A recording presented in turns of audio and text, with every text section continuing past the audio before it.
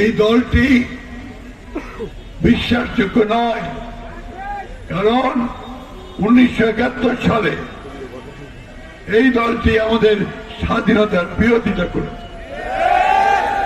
আপনারা সবাই জানেন তো, এই দলটি পাকিস্তান আন্দোলনের বিরোধিতা করেছে। ঘরে বা ইন্ডাস্ট্রিতে মেঘনা স্টার কেবলস, বিশুদ্ধ কপারের নিরাপদ কেবলস, আপনার নিরাপত্তার সঙ্গী। তারা এই দেশের মানুষের কল্যাণ চায় না বলেই তখন পাকিস্তানের বিরুদ্ধে করেছে, পরবর্তীকালে তারা বাংলাদেশের স্বাধীনতার বিরুদ্ধে করেছে। আজকে দেখলাম পত্রিকায় হেফাজতের আমির সাহেব তিনি বলছেন, আমি জানি না ওনার কথা, যে জামাত ইসলামকে ভোট দেওয়া জায়েজ নয়। ঠিক আছে, এখনই দেখলাম আমাদের চরমনার পীর সাহেব, যিনি তার সঙ্গে গার্ড ছড়া বেঁধেছিলেন, একসাথে 11 দল করেছিলেন, তিনি বেরিয়ে এসে বললেন, এর চেয়ে বড় মিথ্যাবাদী দল আর নাই। আমাদের তো কিছু বলতে হয় না, তাদের সঙ্গে যারা তারাই বলে দিচ্ছে যে এই দলটি। বন্ধুগণ, যারা রাজশাহী ইউনিভার্সিটিতে পড়েছে এক সময়, তারা জানে যে এই দলটির রক কাটা অভ্যাস আছে, এটা সবাই জানে। আর আমরা জানি চট্টগ্রাম বিশ্ববিদ্যালয়ে কিভাবে তারা হত্যার পর হত্যা করে গেছে। আজকে এই দলটি বিভিন্ন জায়গায় সমস্যা তৈরি করার চেষ্টা করছে।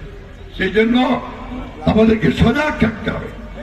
আমরা কোনো মতেই এই নির্বাচনকে বানচাল হতে দিতে পারি না, এবং 12 তারিখের নির্বাচনকে এই দেশের জনগণের বিজয় নির্বাচনে নিয়ে যেতে হবে। আর সেই বিজয় হবে বিএনপির বিজয়, সেই বিজয় হবে ধানের শীষের বিজয়, সেই বিজয় হবে আমাদের আজাদের বিজয়। এই ধানের শীষকে নিয়ে আমাদের এগিয়ে যেতে হবে।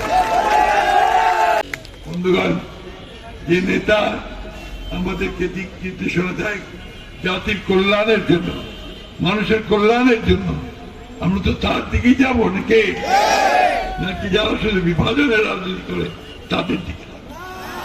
আজকে খুব পরিষ্কার ভাবে বলতে চাই, বাংলাদেশের মানুষ কোনদিনই সেই দলকে সমর্থন করবে না যে দল আমার স্বাধীনতায় বিশ্বাস করে না। পরিষ্কার কথা, আমি অন্তত করতে পারি না, আমার দেশের মানুষ করতে পারে। যারা স্বাধীনতায় বিশ্বাস করেনি তাদের কাছে কি বাংলাদেশ নিরাপদ হতে পারে? তাদের হাতে তার দায়িত্ব কিভাবে দিতে পারে? বন্ধুগণ, আজকে এগুলো খুব প্রাসঙ্গিক। এই নির্বাচনটি পুরোপুরি একটা রাজনৈতিক সিদ্ধান্তের নির্বাচন।